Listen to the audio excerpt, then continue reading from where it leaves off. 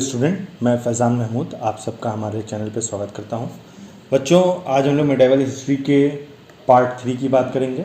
ठीक है, part 3। Part 1 में हम लोगों ने देखा किस तरीके से जो है मेडाइवल हिस्ट्री को डिस्ट्रीब्यूट किया गया, हिस्ट्री को किस तरीके से एक टाइमलाइन, एक क्रोनोलॉजी में डिवाइड किया गया था। पार्ट 2 में हम लोगों ने देखा सल्तनत को, स्लेव डायनेस्टी को हम लोगों ने देखा, कैसे कैसे डायनेस्टी डिवाइड थी मेडिवल हिस्ट्री के दौरान। और मैंने आपको एक शॉर्ट फार्मूला भी बताया था जैसे कि आपको याद होगा, गुड़ खा तस्लीमें। ठीक है, एंड उसके थ्रू हम लोगों ने समझा था गुलाम वंशज, खिलजी वंशज, तुगलक, सैयद, लोधी एंड मुगल को। अभी हम लोग जैसा बच्चों की बात कर रहे हैं, किसकी बात कर रहे हैं? गुलाम वंश की। और गुलाम वंश में हम लोगों ने जो है 2 सुल्तान को देख लिया है। ठीक है, किसको देखा है? कुतुबुद्दीन ऐबक को देखा हुआ है। ठीक है, शमशुद्दीन इल्तुतमिश को देखा और रुकनुद्दीन को देखा। हाँ, तो फर्स्ट पार्ट में हम लोगों ने जो बात किया था स्लेव डायनेस्टी की, और उसमें कुतुबुद्दीन ऐबक को देखा था। सेकंड वाले पार्ट में हम लोगों ने शमशुद्दीन इल्तुतमिश एंड रुकनुद्दीन को देखा था। आज की बात करें बच्चों, तो हम लोग आज जो है 3 लोगों के बारे में बात करेंगे। सबसे पहले रजिया सुल्तान, ठीक है, किस तरीके से ये सुल्ताना जो थी किस तरीके से बनी। फिर बैरम शाह एंड मासूद शाह। एंड उसके बाद नेक्स्ट वीडियो जो कि मैं एक पार्ट 4 लेके आऊँगा, उसमें हम लोग नसरुद्दीन महमूद, गयासुद्दीन एंड खैकुआबाद की बात करेंगे। ठीक है बच्चों, तो अभी हम लोग स्टार्ट करते हैं वीडियो को, और हम लोग बात करेंगे सबसे पहले किसकी? रजिया सुल्तान की। ठीक है, तो अगर इस वीडियो की बात करें तो ये पार्ट 4 वीडियो है। एंड जिस तरह की उम्मीद थी मुझे कि कमेंट्स आएगा, आप लोग बताएंगे कि आपको वीडियो कैसा लगा, वैसा आया तो नहीं, बट उम्मीद करते हैं कि आपको अगर समझ में आ रहा होगा तो इस बार आप ज़रूर कमेंट करेंगे और बताएंगे वीडियो आपको कैसा लगा। ठीक है, तो कमेंट कीजिएगा, हम लोग की इससे हौसला अफजाई होती है, एक उम्मीद कह सकते हैं आप रहती है कि हाँ बच्चे देख रहे हैं, अच्छा लगता है। ठीक है, तो सबसे पहले हम लोग बात करते हैं फर्स्ट मुस्लिम लीडर, एंड कह सकते हैं इंडिया की पहली ऐसी महिला जिसने इंडिया के ऊपर यानी दिल्ली सल्तनत के ऊपर राज किया। ठीक है, तो कौन थी वो थी रजिया सुल्तान। कितने साल इन्होंने राज किया? तो अप्रॉक्सीमेटली 4 ईयर, नियर अबाउट। ठीक है, near about 4 year. Razia Sultan की बात करें बच्चों, तो रजिया सुल्तान का जो जीवन था वो काफ़ी मतलब कह सकते हैं आप उठा पटक वाला था, मतलब काफ़ी अप डाउन्स इन्होंने देखा। शमशुद्दीन जो कि इनके फादर थे और इससे पहले सुल्तान थे, इनके ये चाहते थे कि इनके बाद जो है इनकी बेटी जो है वो राजा बने, यानी कि कह सकते हैं सुल्तान बने, और वो राजपाट को संभाले। और ऐसा उन्होंने देखा था कि इजिप्ट में, ठीक है, ऐसा उन्होंने इजिप्ट में, ईरान वगैरह में देखा था कि लड़कियां जो हैं क्वींस बनती हैं और राजपाट को संभालती हैं। तो वो चाहते थे कि उनकी लड़की रजिया भी जो है वो इस तरह की एक क्वीन बने और मतलब उनके राज्य को, दिल्ली सल्तनत को संभाले, क्योंकि उनको अपने बेटों के अंदर वो कह सकते हैं वो क्वालिटी नहीं दिख रही थी कि वो ज़्यादा अच्छे से राज कर सकते हैं, जबकि रजिया में उनको वही क्वालिटी दिख रही थी। और उन्होंने इसके लिए थियोलॉजियंस यानी जो 40 नोबल्स थे उनके या कैबिनेट था, जिनको हम लोगों ने पढ़ा था कि चलीसा कहते हैं, चहलगानी, ठीक है, चलीसा, इनसे इन्होंने डिस्कस भी किया। बट जो वहाँ उलमा थे उस टाइम के या जो मौलवी लोग थे, उन लोगों को ये पसंद नहीं आया। मतलब जाहिर सी बात है, आपको पता है, जैसे रजिया सुल्तान, देखिए ये रजिया सुल्तान है। ठीक है, तो जब उन्होंने उलमाओं से और इन लोगों से बात किया तो उन लोगों ने कहा कि ये कैसे हो सकता है, क्योंकि जाहिर सी बात है आपको पता है उस टाइम मेल डोमिनेट कैरेक्टर होता था।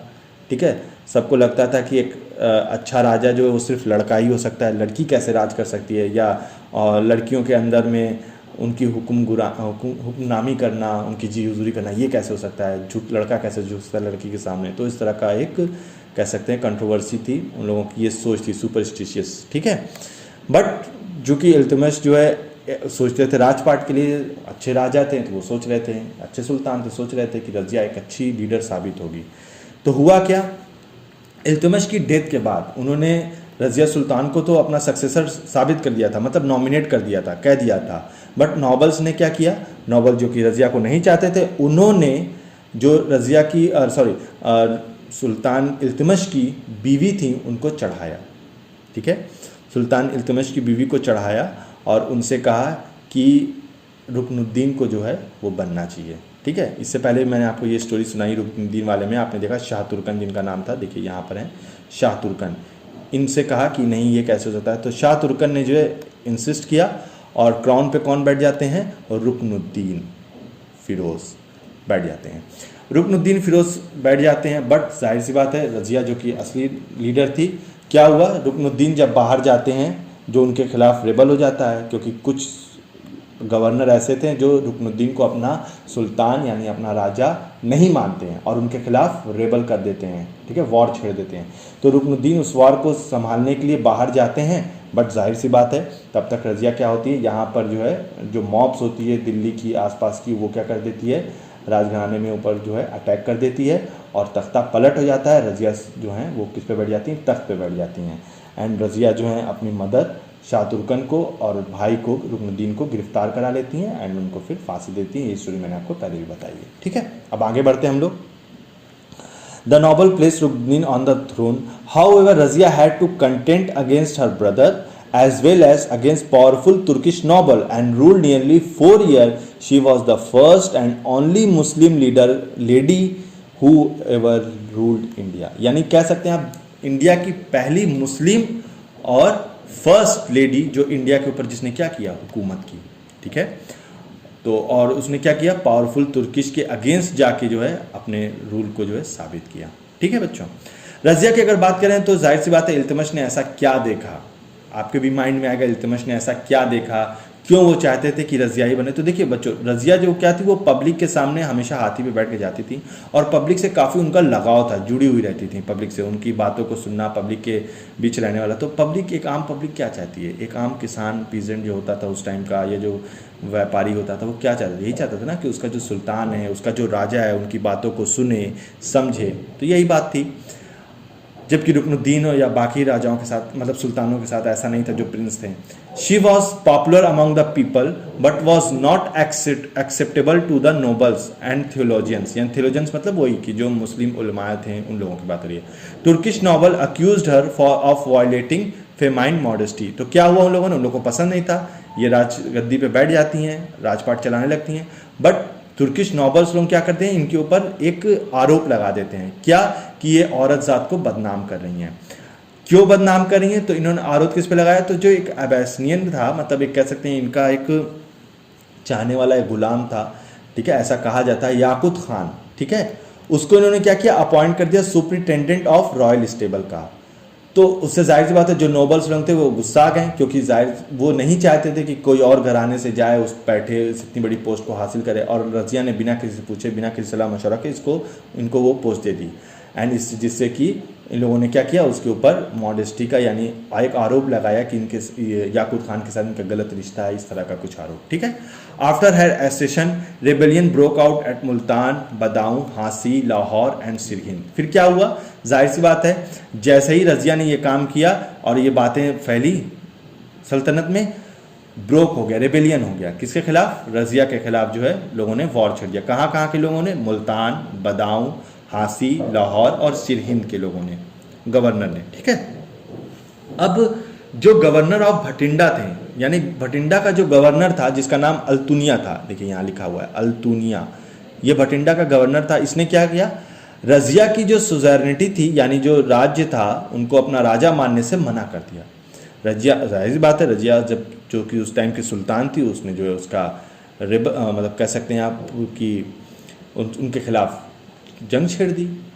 उनका जवाबदेही करने के लिए रज़िया ने क्या किया, accompanied by Yaqut Khan march against Altunia. उन्होंने अपनी फ़ौज को लिया और मार्च कर दिया, किसके अगेंस्ट में, अल्तुनिया के। बट क्या हुआ, सिरहिंद पहुँचते ही उनकी अपनी फ़ौज के अंदर रेबेलियन हो गया, मतलब एक अपनी फ़ौज के अंदर जो है लड़ाई हो गई, झगड़ा हो गया, जिसको याकूत खान जाते हैं समझाने के लिए, मनाने के लिए, और उनका वहाँ पे कत्ल हो जाता है और रज़िया को वहाँ पे कैद कर लिया जाता है। कहाँ पर, ताबर हिंद में कैद कर दिया जाता है। अब याकूत खान की डेथ के बाद रज़िया, जाहिर सी बात है, जो उनका एक सपोर्ट था, मेंटली कह सकते हैं जो सपोर्ट था, जो उनके साथ लड़ाई में था, जिसके साथ उन्होंने मार्च किया था, उसको कत्ल हो गया। तो रज़िया अकेली पड़ गई और रज़िया को क्या कर लिया गया, बंदी बना लिया गया। और कहाँ ले जाया गया, ताबर हिंद में।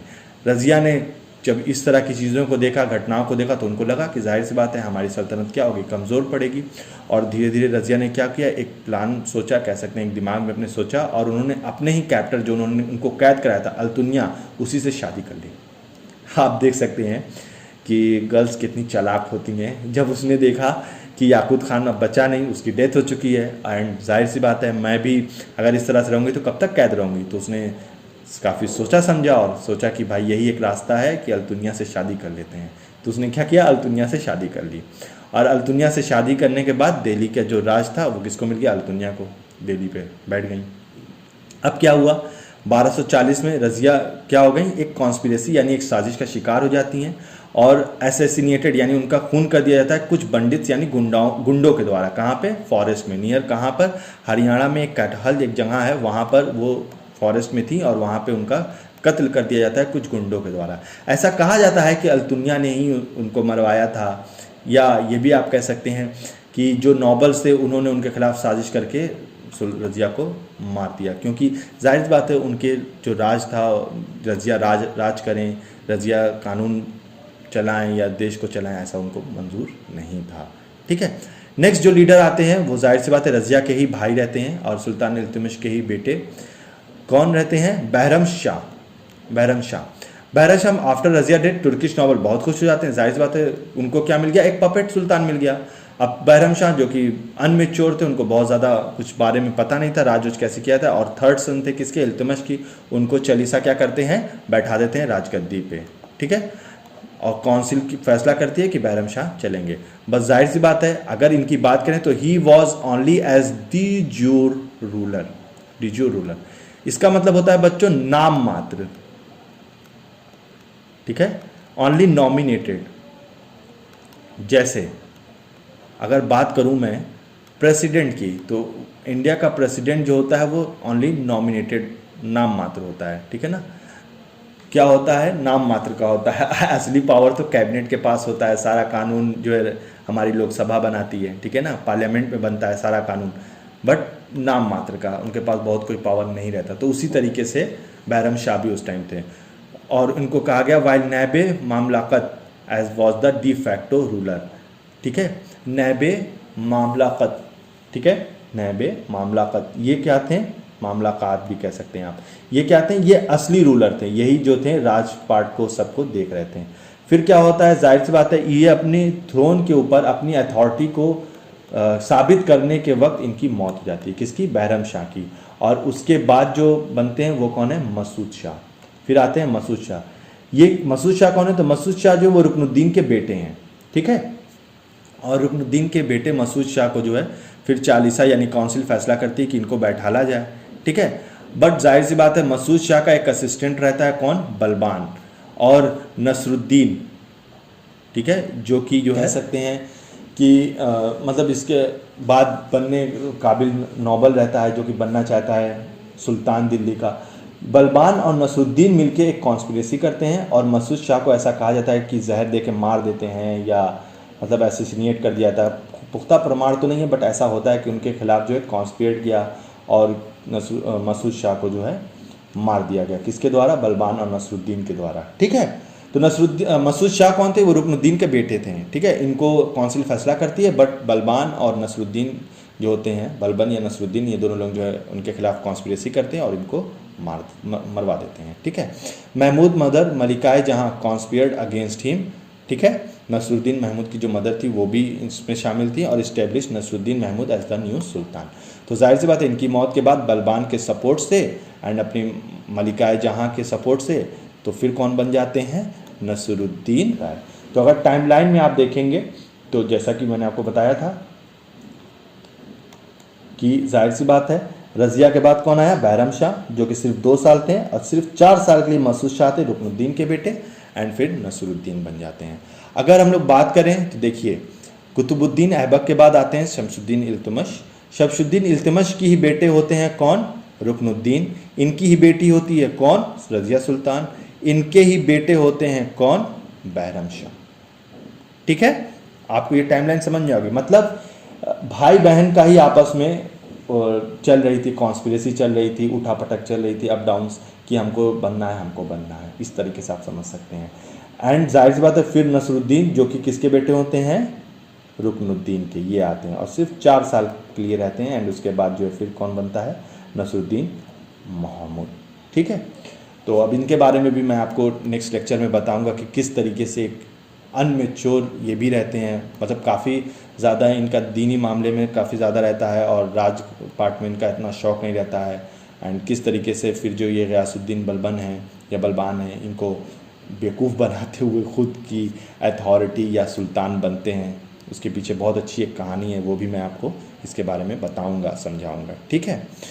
तो बाकी तीनों जो सुल्तान हैं, नसरुद्दीन, गयासुद्दीन एंड कैकुबाद या कैकुबाद, इन लोगों की जो है हम लोग जो है बाद में बात करेंगे, ठीक है।